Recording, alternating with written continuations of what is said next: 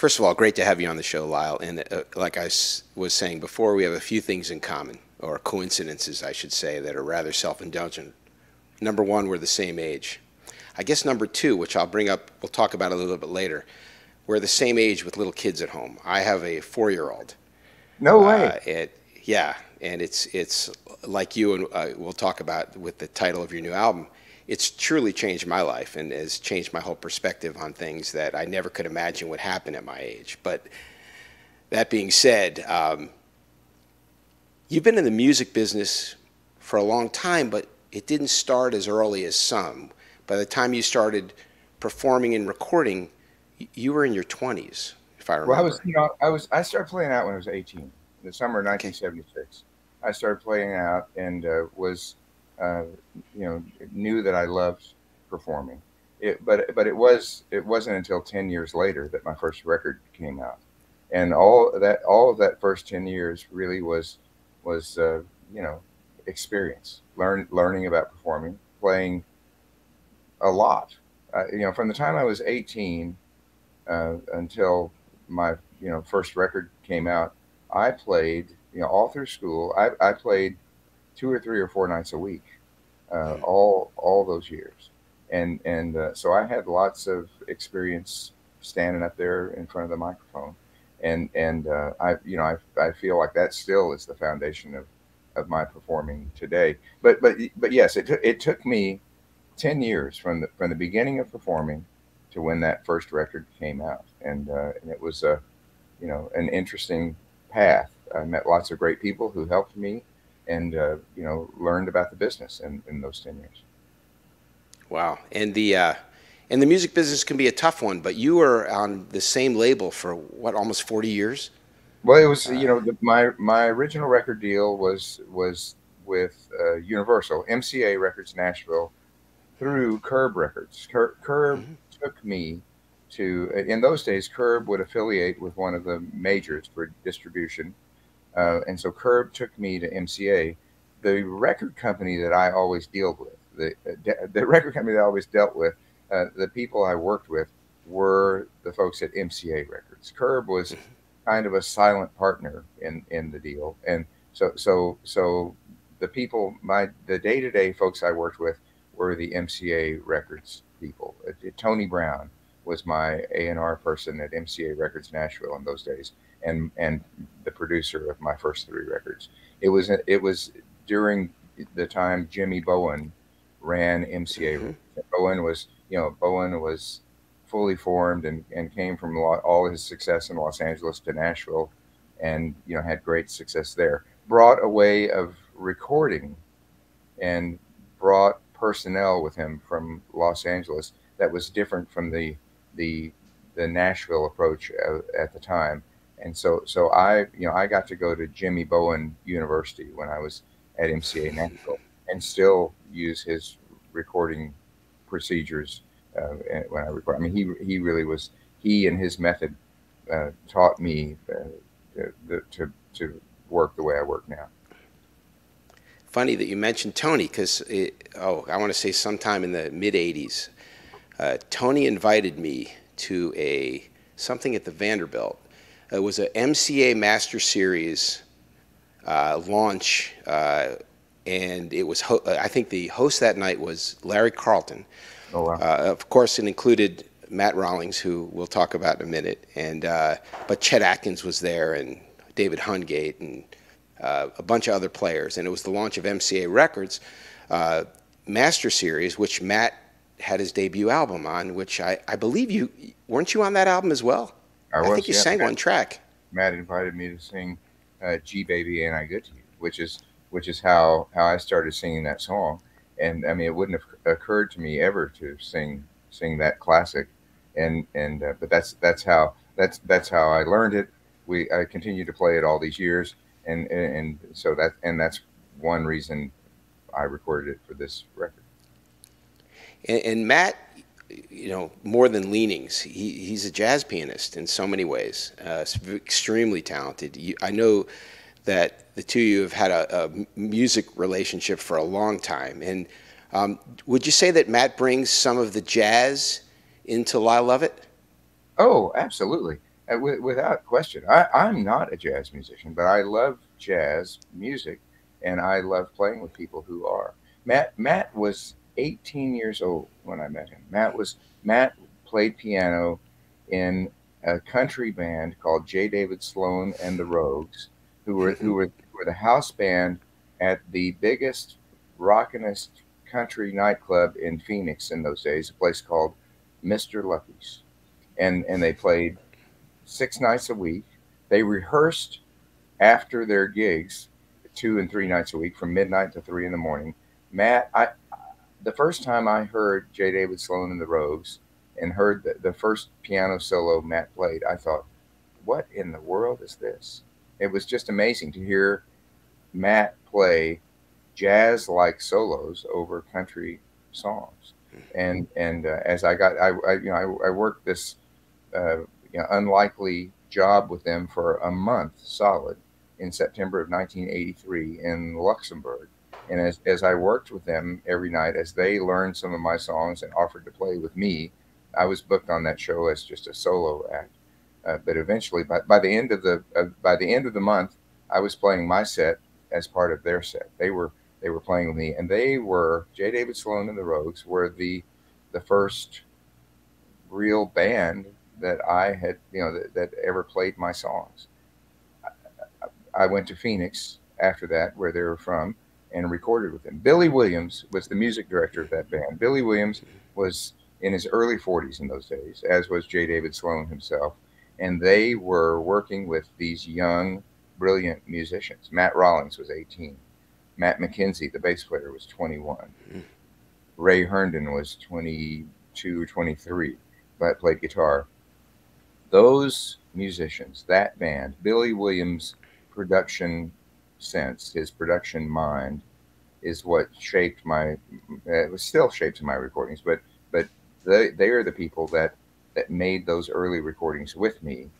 Tony Brown was the A&R person, producer in Nashville, who said, yeah, these recordings that you made in 1984 as demos, he said, I think we can use these for your first album. That was important to me. I was proud of those recordings.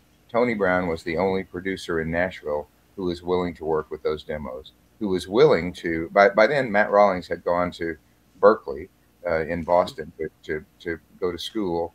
And when it came time for some piano overdubs, I insisted on bringing Matt to Nashville. And Tony said, well, if that's what you want to do, we'll bring him in. He said, we got great piano players here. I said, I know.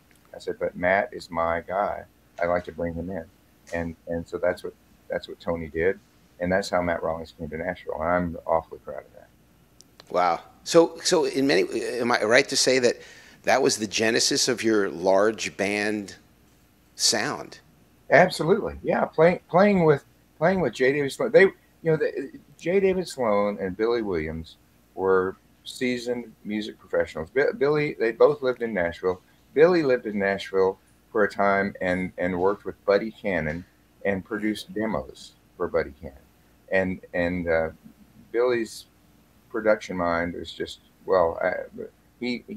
Billy taught me how to arrange a song. Billy taught me just everything, and their inclination towards swing and appreciation of jazz absolutely shaped what became the large band. Billy, in recording a couple of my just simple blues songs like "She's No Lady," for example, Billy, it was actually a song called "I Know You Know" that we recorded as part of our original demos. And Billy said, "What would you think? Could you imagine horns on this?" And I said, "Well, I never have, but what do you think?" And he said, "Well, let me write something, and then you tell me how you like it." And he wrote a horn chart that we recorded with one sax player, Steve Marsh, who was one of the Phoenix guys in those days. Steve overdubbed to himself, and so it was all saxophones, but it was this beautiful horn chart. And I said, yeah, Billy, I love this. And so we continued in that direction. Billy continued to write charts for some of my songs. It was Billy's influence, Matt's influence, Ray Herndon's influence, Matt McKenzie's influence. They'd all studied jazz in Phoenix. There was a great jazz scene in Phoenix in those days, Hmm. and with Margot Reed and with Francine Reed and Mike Reed. There were great little jazz clubs you could go and have a bite to eat and listen to wonderful musicians. They brought that influence to my little blues songs, and it turned into what is now the large band. Wow. So, sounding a little bit cynical, I can't remember his name. There was a British jazz critic who was talking about Steely Dan in an interview. And he said, and it kind of reminds me of what we just said. He said, one of the great things about Steely Dan is they played jazz, but they never played too much jazz. And I always found that a little cynical, but maybe a little true. And I think the popularity of your music is, I listen to it and I hear jazz in there, but then I hear a lot of other things. Obviously, we know you playing Americana and Western swing and folk and country and certainly some jazz. Is there any of those subgenres that you like to gravitate to more often? I don't think of songs stylistically. I don't think to myself, gosh, I'd like to write a country song today. Mm-hmm. I really am more motivated by uh, lyrical inspiration, and I think certain ideas are suited to certain types of music, and that's how the songs come out. I appreciate purists as they will want to keep as they keep the integrity of a genre that they might love. Somebody that says, well, this isn't jazz. I mean, for example, I don't think my music would ever be put in a jazz section in a record store, but Mm-hmm. but to deny my own affection for that style, I think would be silly. To not be able to uh, do something that I enjoy just because I don't feel like it fits neatly or fits completely in a certain genre, I think would be counterproductive. I mean, why music is it's all music, and working with talented people. That working with meeting Matt Rawlings and now getting to work with Jim Cox on piano. You know, meeting Billy Williams, working with talented people. Our alto player for the last several years, and he can only work with us in the summer because the rest of the time he is the professor of saxophone at the University of North Texas in Denton, Texas. One of the greatest jazz schools in the world. His name is Brad Lely, Mm-hmm. and working with Brad Lely is just an education for me every day.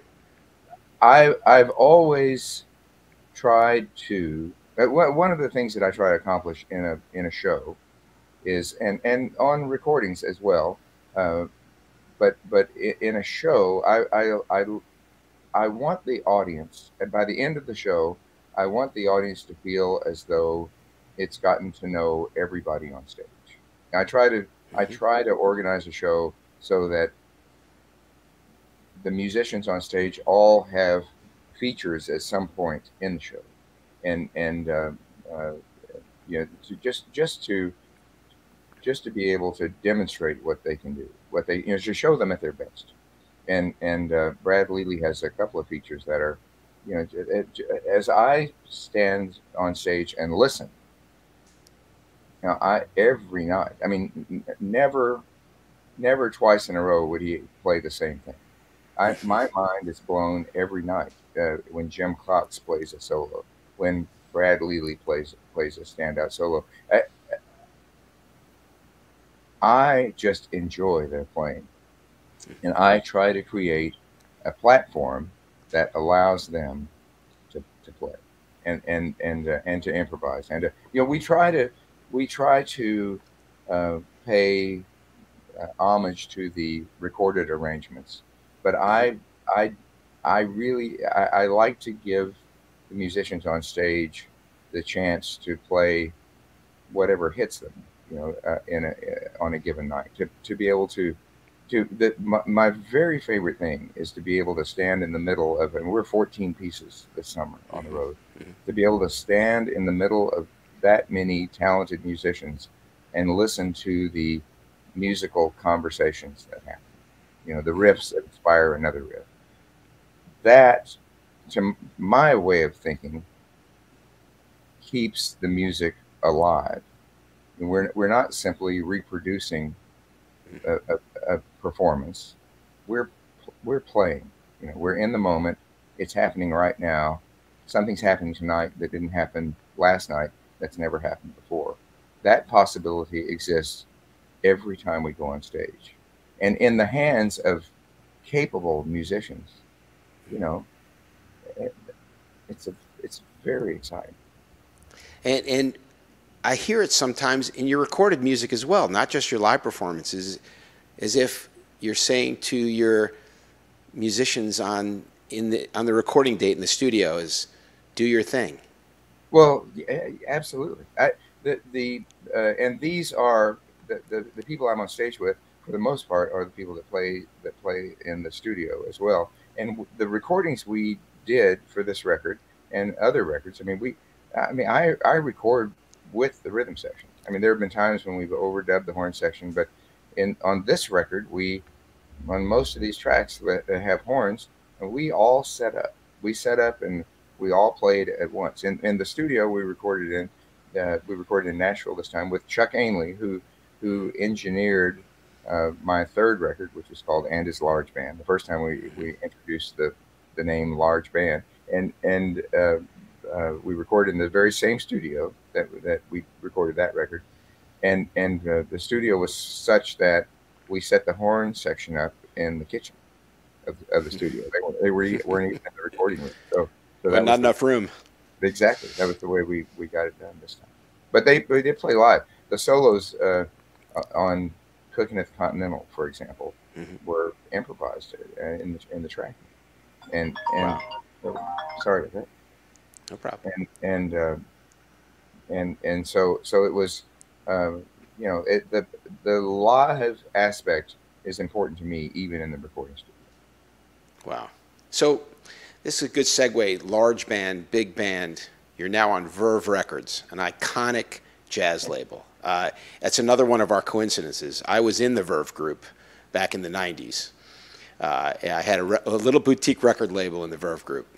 And Which I one? love What it was was it called? called IE Music. Yeah. My partner was Lee Ritenour. Oh wow.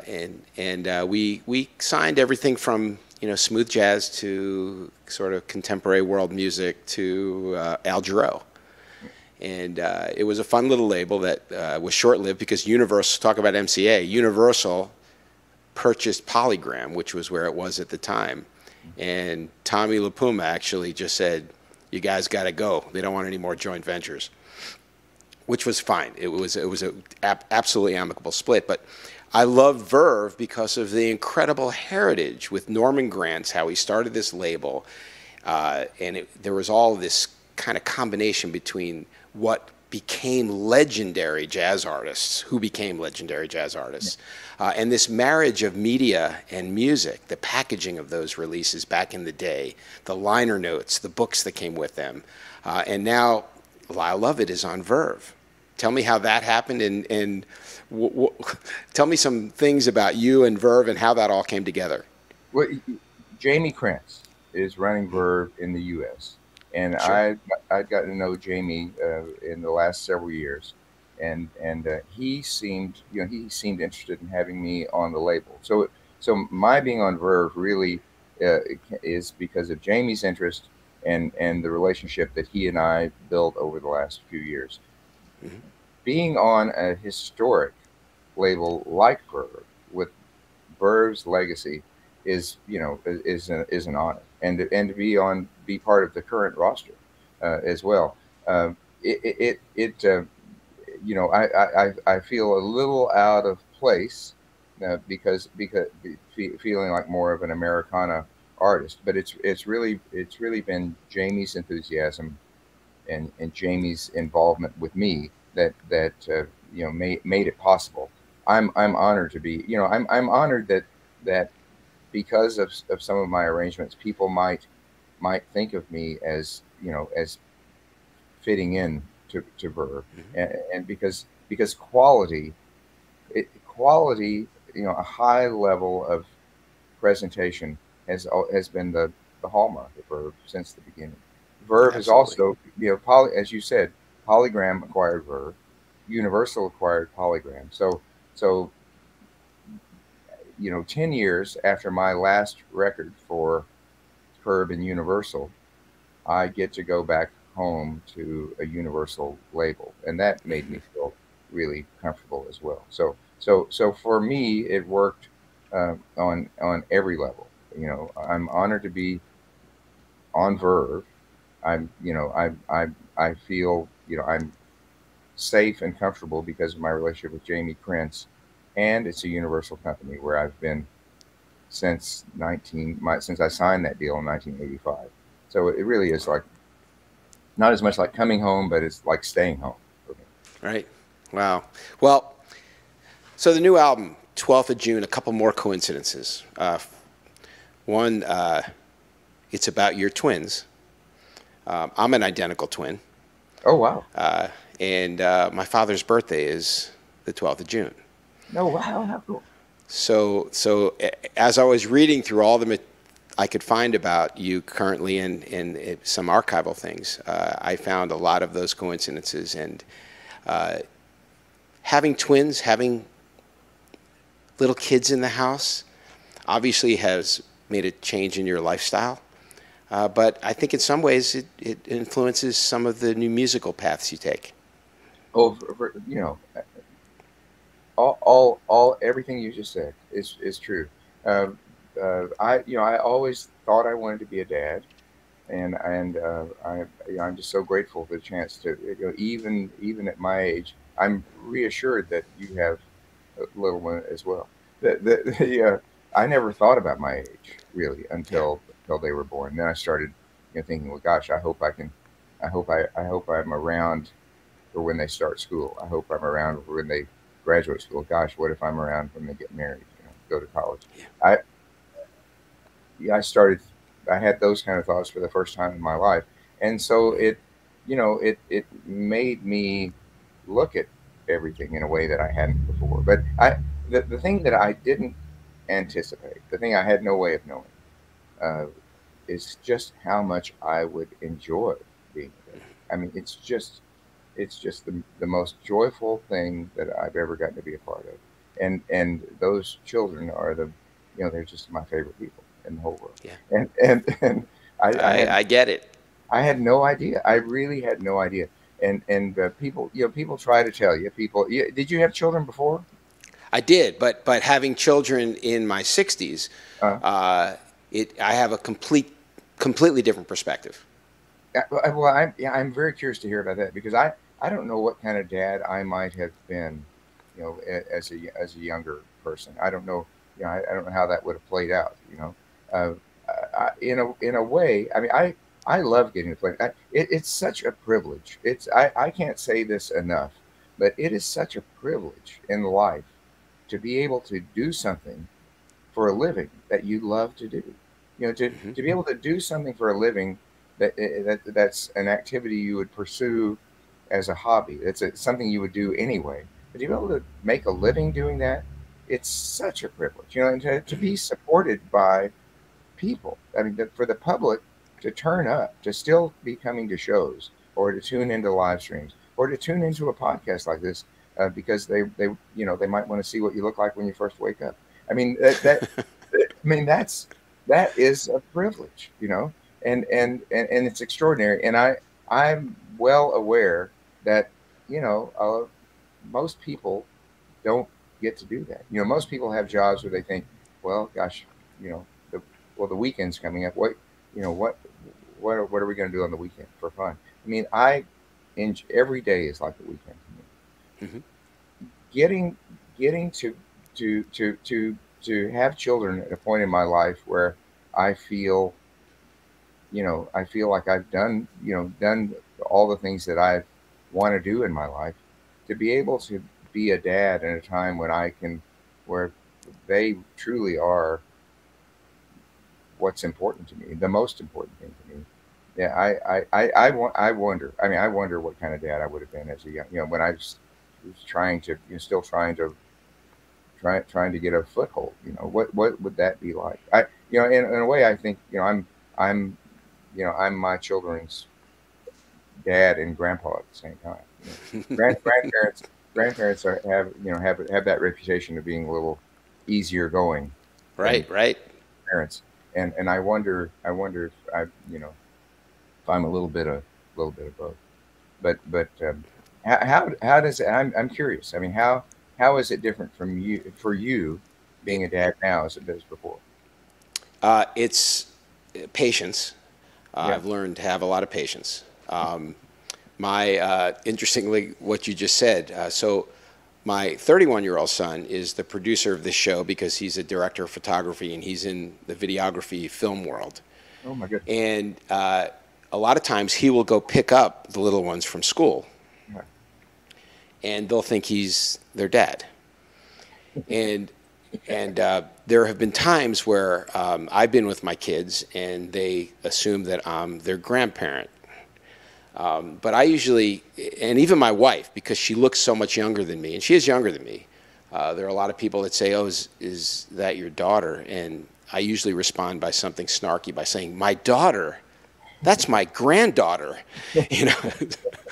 But the truth is that as I got older, and I had already done a lot of things in my life, I could now pick and choose the things that I wanted to do and when I wanted to spend quality time with my kids. I didn't have that luxury earlier in my career. And so there are times where I'll be busy doing something and my little boy will walk in, and in the old days I'll say, "I can't talk to you now, I'm right in the middle of something." Now I just pick them up and I look at everyone and I say, "Can you guys hold on a second?" And I make that break because it's the most important break of the day. Well, I was going to say, what could be more important than that? When my Yep. little boy comes up, I might be in the middle of doing work, working on the computer, or looking at my phone for work, and he'll come up and just grab one of my fingers and start pulling me, Hmm. and he'll say, "Here, come on." He'll say, "Come on," like that, and I think, yeah, that's what I'm going to do. And what's more important than that? Nothing. And you brought up another interesting thing that I think about a lot is morbidity and mortality. I want to be around for all my kids' Mm. weddings and graduations. But the reality is the chance that I'll be around for my 4-year-old's graduation or wedding is probably possible, but also maybe not reality. Yeah. Right, And and no, you go go ahead. ahead. No, I was just going to say, you can't help but think about that. Yeah. You can't help but think about that, and you can't help but think about that every time you look at your child, and you can't help but think that for me, that feeling reinforces the importance of right now. Hmm. If I can spend enough time with my children right now, if I can be there for them right now, eventually, when I'm not there, they might just think back and realize how much their dad loved them. That's the Hmm. most I can hope for. That's that Absolutely. and because I lost my dad in 1999, and I, of all the things that I'm certain of in this world, I know my dad loved me, and Hmm. that feeling sustains me to this day. I Hmm. think about him and I listen to him, and he was only 24 when I was born, and we did lots of things together. And I would like to give my children enough. of that kind of experience, I'd like to give them enough time that they'll have experiences to think back on and just know that I love them. Yeah, that's great. Well, there's one. So you have fraternal twins, a boy and a girl. A boy and a girl, right? And so I'll tell you one thing that happened with my little girl, who, when they become teenagers, they become little monsters. They're preteen hormones, whatever you want to call it. And for a couple of years, my preteen didn't even talk to me. I'd drive her to school, and she'd just look out the window. Yeah. But then one day, based on what you were just talking about, they show them love all the time, regardless. And she turned around and looked at me while I was dropping her off at school. And first time she turned the other way and looked at the driver's side and said, "Daddy, you know, you're a really good guy." And I was like, "What? Where did that come from?" So they know. So they do remember. And there are times, like you just said, where my little ones say, "Daddy, can you put me to bed?" And I'm like, "Oh gosh, I'm so tired, but you know, there'll be a time where I won't be able to do this." Okay. And they remember those days. So it's so wonderful that you're having that same experience, because I know that they will remember. Well, I hope you're right. And you know, the pandemic isolation was truly a mixed blessing, but the absolute best part of it, the part that I hate to leave behind is, you know, for 2 years straight, I spent every day and every night, I mean, around the clock, with my, you know, they were 2.5 years old when the isolation started, and 4.5 when things started to open up again, and I'm so grateful for that time, and Yeah. I hope it sticks with them. You know, I know it'll stick with me, and I hope it sticks with them in a way too. But you know, when we were expecting, my buddies teased me and said, "Oh, is your life?" And of course, they had children, grandchildren. Is your life going to change? And I would say to them, "Well, no, it's not. We're just going to keep doing what we do." But of course, it has changed. It has changed, but it has not changed in a single way that I didn't want it to.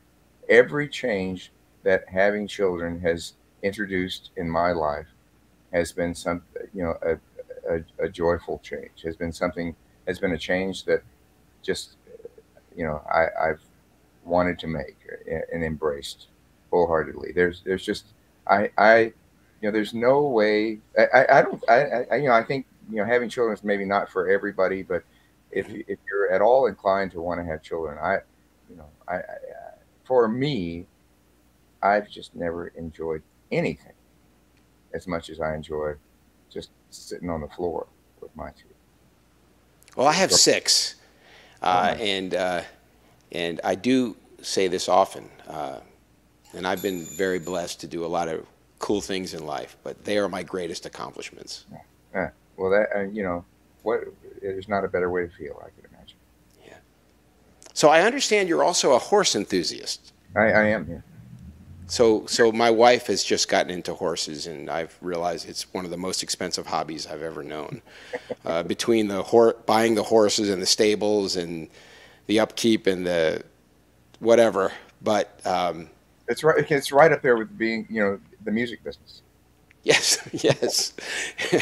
And, Well, but you know, those. I don't mean to interrupt you. I was just going to say, you know, there are those of us who can't help doing things we love to do, and that was certainly my, you know, my thinking when I was 18 at Texas A&M University, that, well, I think, you know, I'd like to try to make stuff up and sell it. I mean, that's not the way most you know, chemical engineering students, electrical engineering students at Texas A&M thought, and you know, the idea of that, the odds of that working out are pretty unrealistic, but there are those of us who seem to not be able to help pursuing what we love to do. Horses is very much like that, and I'm sorry to interrupt. Tell me more about your wife's involvement. Oh, no, you know, my wife has what I've deemed 15-minute hobbies. She tries everything, and you know, whether it's the gym equipment at home, joining a gym, vacations to exotic places. We with kids, we don't do that as much before we had kids. But she likes to try things, and one of the things she wanted to try in the worst way, because she remembered doing it as a kid, was getting into the whole horse culture. And we live in a part of Florida that, fortunately, there are stables, and it's more like Connecticut than Florida. And she's passionate about it. Every day she goes to the stable. I figured, I didn't know what a horse cost. I didn't know, when you want to buy the best saddle, what that costs. But I'm learning.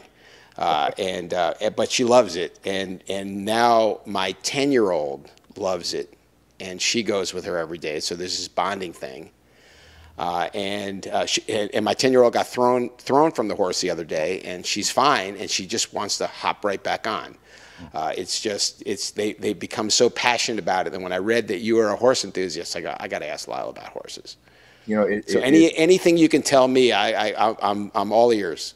Well, just spend as much time with your horse as you can.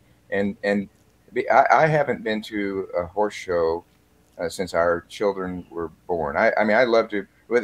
I compete in a couple of Western events. One called Reining, and another one called Reined Cow Horse. I've done enough cutting to know that I'd really enjoy doing that more if I did that.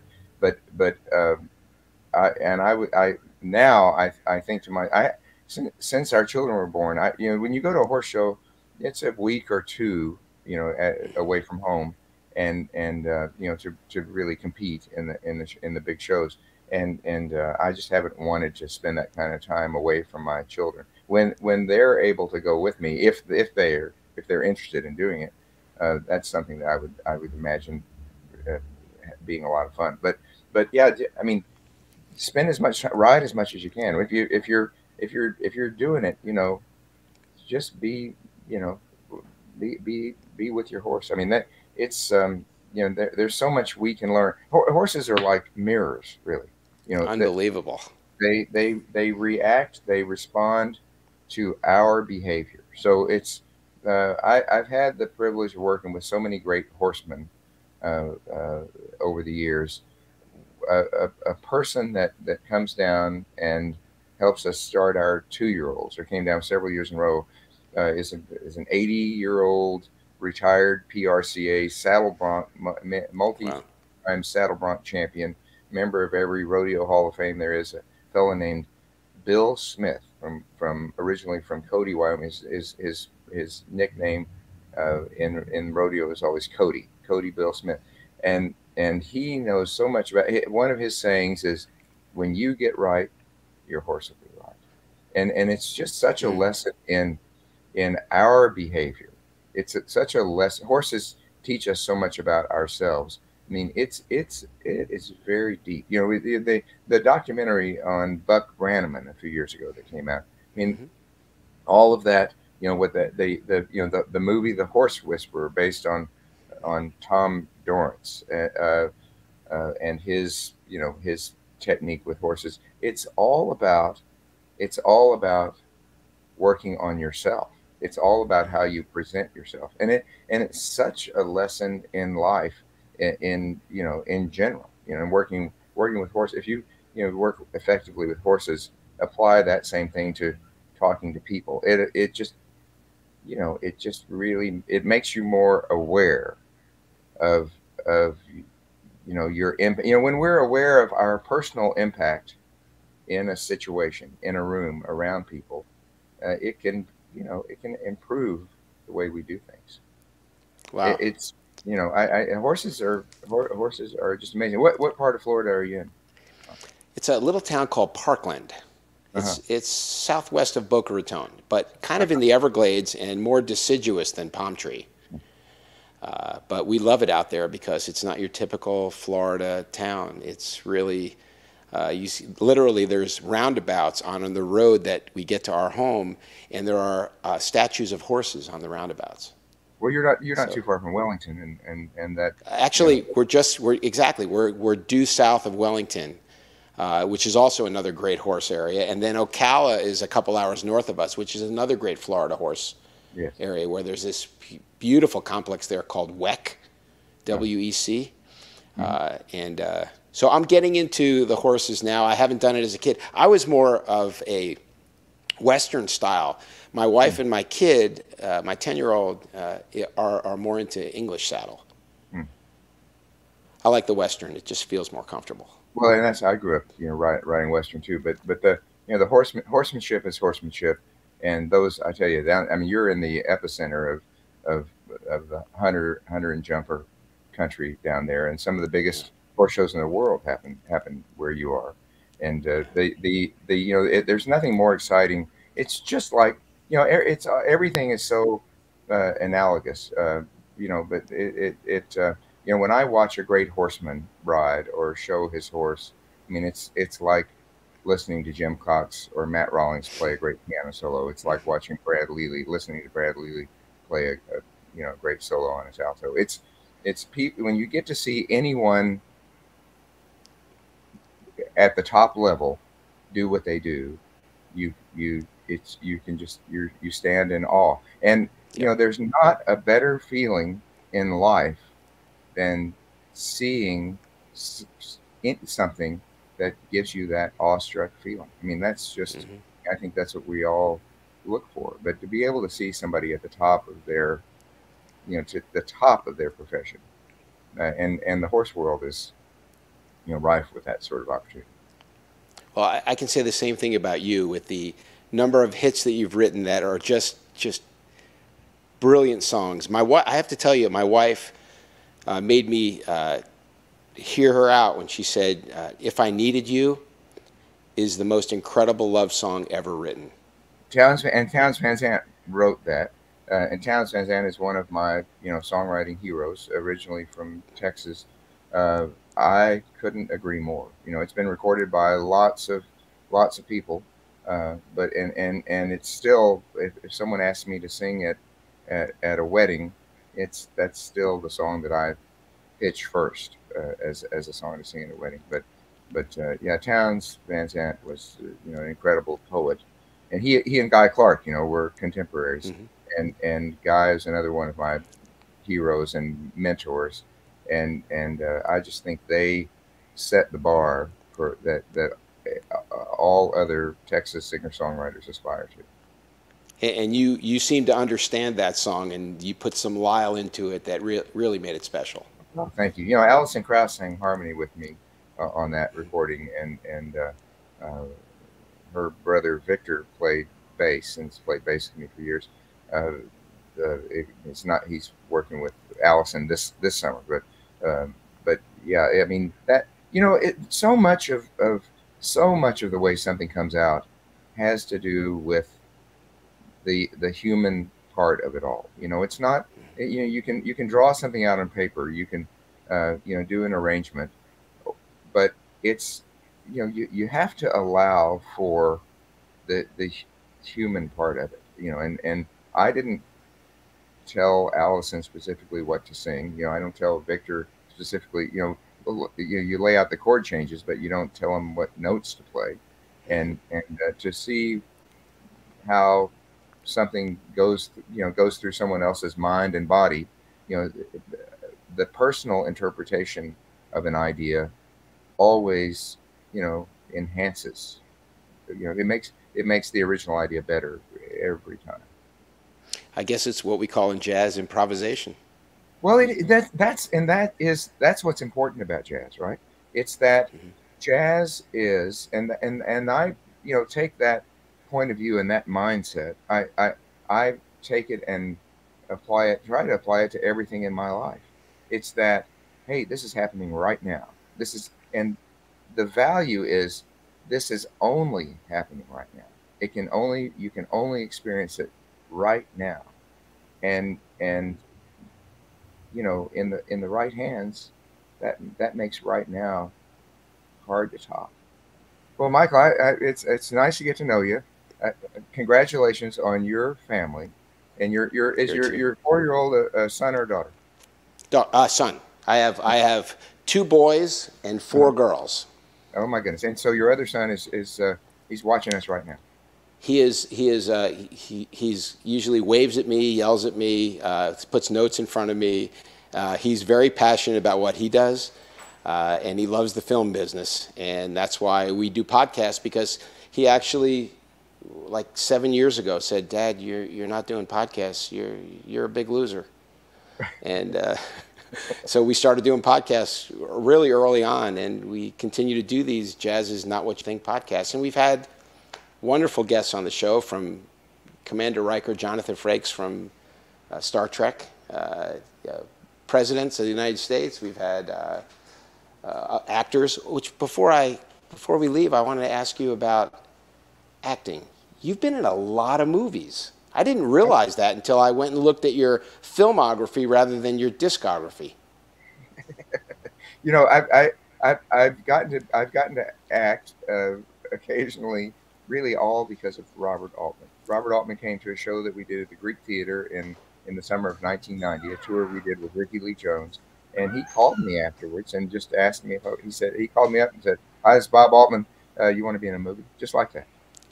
And it was because of Altman, and because of, you know, Altman asked me to do music for one of his films, a film called Dr. T and the Women, and so I called Matt and Victor and the guys and asked them. I said, "Hey, I don't know how to do this.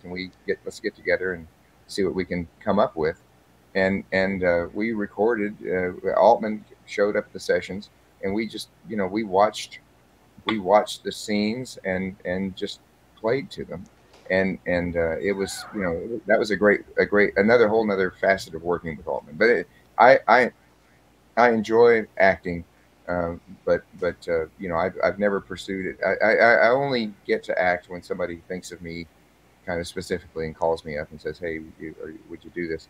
I don't pursue acting the way real actors do. I've done enough acting to have an increased appreciation for what real actors do in the same, you know, and it's you know, it's once again, it's analogous to when you see someone, you know, the quality that I noticed most, and you're doing this very thing as we speak. People who are really great at something make it look easy. You know, they make it look as if, well, gosh, anybody could do it. But, you know, that's far from the truth.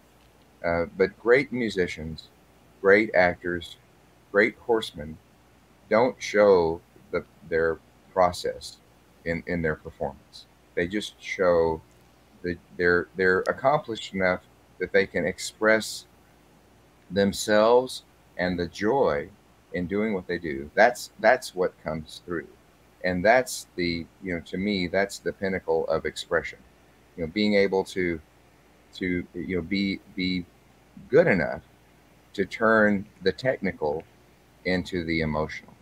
And that's, you know, that's for me, that's what I strive for. You know, that's that goal, that unattainable goal. I mean, there's always more to learn. You can always be better. You can always do it better, do what you're doing better. And I think that's the fun, the fun of the, you know, the pursuit of everything, the pursuit of your craft, the pursuit of your day, the pursuit of your life. And that, I think that's what interests me about, you know, not just being here. Well, it's obvious in your work, and I so appreciate that. And in fact, you know, I guess you have a marriage and kids to thank the acting world, because didn't you meet your wife in the movies? You know, I no, I didn't. I met my wife. She was in her last year of college when I met her in 1997. And so I met her on a visit. I have Texas A&M to thank. I met her on a day I was visiting campus up at Texas A&M. She went to A&M as well. I'm class of '79, and she's class of '97. So I can relate. I met my wife in her last year in medical school. Oh, nice. I was already well into my 50s. Late 40s, I believe, at the time. But I hear you loud and clear. Well, congratulations to you. And if you're, you know, if we're ever anywhere near, or you're ever anywhere near where we're playing, I'd love to meet you in person. Please come see us. Lyle, I read an article once that said that the secret of your endurance comes down to 3 C's: class, charisma, and consistency. Oh my And goodness. that is certainly true. And I thank you so much for being on our show today.